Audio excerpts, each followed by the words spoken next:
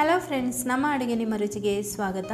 ಇವತ್ತು ನಾನು ನಿಮಗೆ ಒಂದು ತುಂಬ ಸುಲಭವಾಗಿ ಮಾಡುವಂತಹ ಅನ್ನ ಮತ್ತು ಅಕ್ಕಿ ತರಿಯನ್ನು ಉಪಯೋಗಿಸಿಕೊಂಡು ಕಡುಬು ಮಾಡೋದು ಹೇಗೆ ಅಂತ ತೋರಿಸ್ತಾ ಇದ್ದೀನಿ. ತುಂಬ ರುಚಿಯಾಗಿ ಕೂಡ ಬರುತ್ತೆ ಮತ್ತು ತುಂಬ ಈಸಿಯಾಗಿ ಕೂಡ ಇದನ್ನು ಮಾಡ್ಕೊಳ್ಬೋದು. ಇದರ ಜೊತೆಗೆ ನಾನು ಅಲಸಂದೆ ಕಾಳಿನ ಗ್ರೇವಿ ಮಾಡೋದು ಕೂಡ ತೋರಿಸ್ತಾ ಇದ್ದೀನಿ. ಎರಡರ ಕಾಂಬಿನೇಷನ್ ಅಂತೂ ಸೂಪರ್ ಆಗಿರುತ್ತೆ. ಹಾಗೆಯೇ ನೀವು ಈ ಕಡುಬನ್ನು ನೋಡ್ಬೋದು. ನೀವು ಇಲ್ಲಿ ತುಂಬಾ ಸಾಫ್ಟಾಗಿ ಬಂದಿದೆ. ನೀವು ನಂಬೋಕ್ಕೆ ಸಾಧ್ಯ ಇಲ್ಲ ಇದು ಅನ್ನ ಮತ್ತು ಅಕ್ಕಿ ತರಿಯನ್ನು ಉಪಯೋಗಿಸ್ಕೊಂಡು ಮಾಡಿರೋದಂತ. ಮತ್ತು ಇದು ಅಕ್ಕಿ ರುಬ್ಬೋದು ಅದೆಲ್ಲ ಏನು ಕೂಡ ಬೇಡ, ತುಂಬ ಈಸಿಯಾಗಿ ಮಾಡಿಕೊಳ್ಳುವಂತಹ ರೆಸಿಪಿ. ಬನ್ನಿ ಈಗ ಇದನ್ನು ಮಾಡೋದು ಹೇಗೆ ಅಂತ ನೋಡೋಣ. ಮೊದಲಿಗೆ ನಾನಿಲ್ಲಿ ನೋಡಿ 1 ಕಪ್ನಷ್ಟು ಅನ್ನ ತಗೊಂಡಿದ್ದೀನಿ. ನೀವು ಆಗ್ತಾನೆ ಮಾಡಿರುವಂತಹ ಅನ್ನ ಕೂಡ ಉಪಯೋಗಿಸ್ಕೊಳ್ಬೋದು, ಅಥವಾ ಬೆಳಿಗ್ಗೆ ಮಾಡೋದಾದರೆ ಹಿಂದಿನ ರಾತ್ರಿ ಅನ್ನ ಉಳಿದಿರುತ್ತಲ್ವ ಅದನ್ನು ಕೂಡ ಉಪಯೋಗಿಸ್ಕೊಳ್ಬೋದು. 1 ಕಪ್ನಷ್ಟು ಮಿಕ್ಸಿ ಜಾರಿಗೆ ಹಾಕ್ಕೊಂಡಿದ್ದೀನಿ. ಈಗ ಇದಕ್ಕೆ ಸ್ವಲ್ಪ ನೀರು ಹಾಕಿ ಇದನ್ನು ನುಣ್ಣಗೆ ರುಬ್ಕೊಳ್ಬೇಕು. ನುಣ್ಣಗೆ ಅಂದರೆ ತುಂಬ ಪೇಸ್ಟ್ ಥರ ಆ ರೀತಿ ಏನೂ ಬೇಡ, ಸ್ವಲ್ಪ ಲೈಟಾಗಿ ತರಿ ಇದ್ರೂ ಏನೂ ಪರವಾಗಿಲ್ಲ. ಆದರೆ ನೀರು ಹಾಕ್ಕೊಳ್ಳುವಾಗ ಮಾತ್ರ ಸ್ವಲ್ಪನೇ ನಾನು ತೋರಿಸಿದಷ್ಟೇ ನೀರನ್ನು ಹಾಕ್ಕೊಳ್ಳಿ. ನೋಡಿ, ಇಷ್ಟು ನೀರನ್ನು ಹಾಕ್ಕೊಂಡಿದ್ದೀನಿ ನಾನೀಗ. ಈಗ ಇದನ್ನು ಒಂದು ಪಾತ್ರೆಗೆ ಹಾಕ್ಕೊಳ್ತಾ ಇದ್ದೀನಿ. ಈಗ ಇದಕ್ಕೆ ನೋಡಿ 1 ಕಪ್ನಷ್ಟು ನಾನು ಇಡ್ಲಿ ರವೆ ತೊಗೊಂಡಿದ್ದೀನಿ. ಅಕ್ಕಿ ತರಿ ಅಂದರೆ ಇದು ಇಡ್ಲಿ ಮಾಡುವಂತಹ ರವೆ ಸಿಗುತ್ತಲ್ವ ಅದು ಇಲ್ಲ ಅಂದರೆ ನಿಮ್ಮ ಹತ್ರ ಅಕ್ಕಿ ತರಿ ಕಡುಬಿಗೆ ಅಂತಲೇ ಅಕ್ಕಿ ತರಿ ಸಿಗುತ್ತೆ ನೋಡಿ, ಅದನ್ನು ಕೂಡ ಉಪಯೋಗಿಸ್ಕೊಳ್ಬೋದು. ಈಗ ಇದನ್ನು ಒಮ್ಮೆಗೆ ಹಾಕೋದು ಬೇಡ, ಸ್ವಲ್ಪನೇ ಹಾಕೋಬೇಕು. ಅಂದರೆ ಈಗ ನೋಡಿ ಅನ್ನದ ಪೇಸ್ಟ್ ಇದೆಯಲ್ವ ಅದು ಎಷ್ಟು ಇರುತ್ತೆ ಅದನ್ನು ನೋಡಿಕೊಂಡು ನಾವು ಅಕ್ಕಿ ತರಿಯನ್ನು ಸೇರಿಸ್ಕೊಳ್ಬೇಕು. ಈಗ ಇದಕ್ಕೆ ರುಚಿಗೆ ತಕ್ಕಷ್ಟು ಉಪ್ಪು ಕೂಡ ಹಾಕ್ಕೊಂಡಿದ್ದೀನಿ. ಉಪ್ಪು ಕೂಡ ಅಷ್ಟೇ ಒಂದು 3/4 ಕಪ್ನಷ್ಟು ಒಂದೊಂದು ಅಂದಾಜಿಗೆ ಇದು ತಗೊಳ್ಬೋದು ರವೆ, ಅದಕ್ಕೋಸ್ಕರ ಅಷ್ಟೇ ನಾನು ಉಪ್ಪನ್ನು ಹಾಕ್ಕೊಂಡಿದ್ದೀನಿ. ನೀವು ಉಪ್ಪು ಎಲ್ಲ ಮಿಕ್ಸ್ ಮಾಡಿದ ಮೇಲೆ ಬೇಕಾದ್ರೂ ಕೂಡ ಉಪ್ಪು ಹಾಕೋಬೋದು.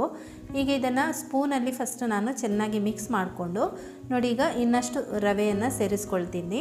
ಕೊನೆಗೆ ನಾನು ನಿಮಗೆ ತೋರಿಸ್ತೀನಿ ಎಷ್ಟು ರವೆ ನಾನು ಉಪಯೋಗಿಸ್ಕೊಂಡಿದ್ದೀನಿ ಅಂತ. ಚೆನ್ನಾಗಿ ಇದನ್ನು ಫಸ್ಟ್ ಸ್ಪೂನಲ್ಲಿ ಮಿಕ್ಸ್ ಮಾಡ್ಕೊಳ್ಳೋಣ.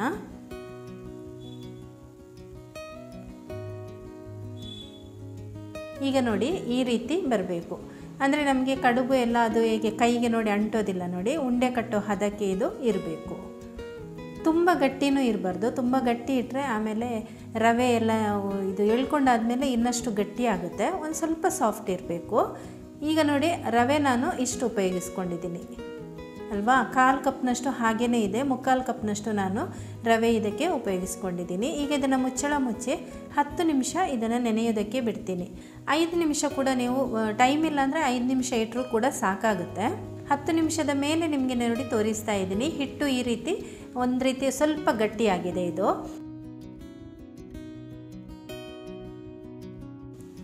ಈಗ ಇದಕ್ಕೆ ನಾನು 1 ಹಿಡಿಯಷ್ಟು ತೆಂಗಿನ ತುರಿಯನ್ನು ಹಾಕ್ತಾ ಇದ್ದೀನಿ. ಉಳಿದಿರುವಂತಹ ಸ್ವಲ್ಪ ತೆಂಗಿನ ತುರಿ ಕೂಡ ಹಾಕ್ಕೊಂಡು ಚೆನ್ನಾಗಿ ಇದನ್ನು ಕೈಯಲ್ಲಿ ಈ ರೀತಿ ಮಿಕ್ಸ್ ಮಾಡ್ಕೊಳ್ಬೇಕು.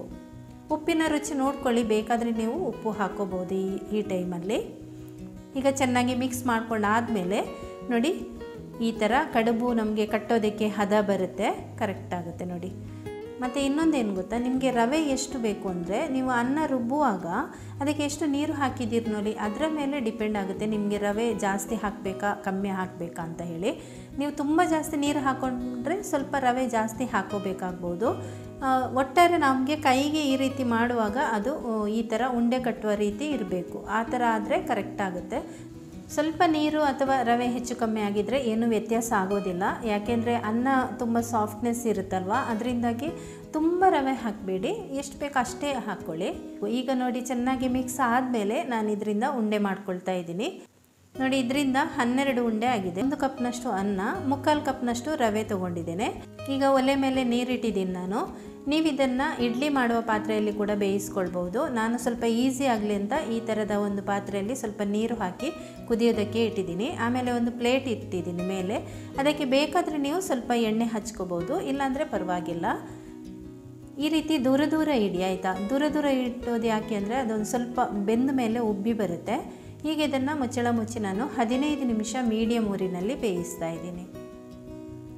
ಈಗ ಇದಕ್ಕೆ ಒಂದು ಅಲಸಂದೆ ಗ್ರೇವಿ ಮಾಡೋದು ಹೇಗೆ ಅಂತ ತೋರಿಸ್ತೀನಿ. ತುಂಬ ರುಚಿಯಾಗಿರುತ್ತೆ ಇದು. ಎರಡರ ಕಾಂಬಿನೇಷನ್ ಅಂತೂ ಸೂಪರ್ ಆಗಿದೆ.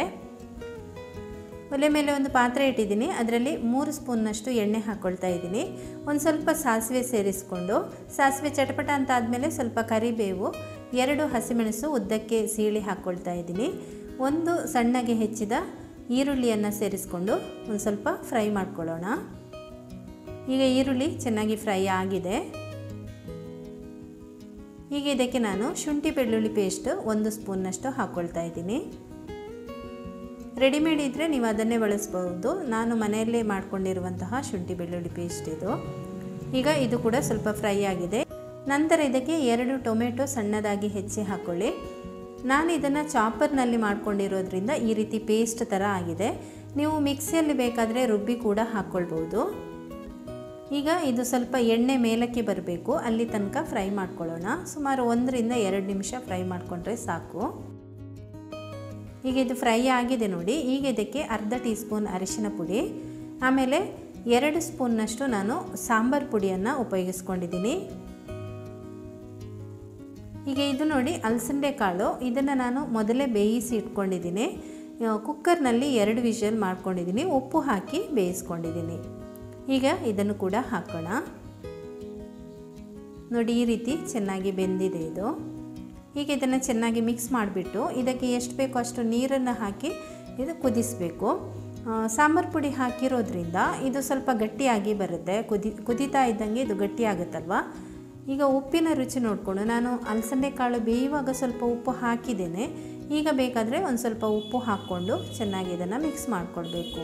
ಈಗ ಚೆನ್ನಾಗಿ ಇದು ಕುದಿ ಬರ್ತಾ ಇದೆ, ಆದರೆ ಒಂದು ಸ್ವಲ್ಪ ದಪ್ಪ ಆಗಿದೆ. ಅದಕ್ಕೋಸ್ಕರ ಒಂದು ಸ್ವಲ್ಪ ನೀರು ಹಾಕ್ತಾ ಇದನ್ನು ವಾಪಸ್ ಕುದಿಸ್ತಾ ಇದ್ದೀನಿ. ಹಾಗೆಯೇ ಸ್ವಲ್ಪ ಕೊತ್ತಂಬರಿ ಸೊಪ್ಪನ್ನು ಹಾಕಿಬಿಟ್ಟು ಚೆನ್ನಾಗಿ ಒಂದು ಕುದಿಸಿದರೆ ಸಾಕು, ಜಾಸ್ತಿ ಟೈಮ್ ಏನು ತೊಗೊಳ್ಳಲ್ಲ.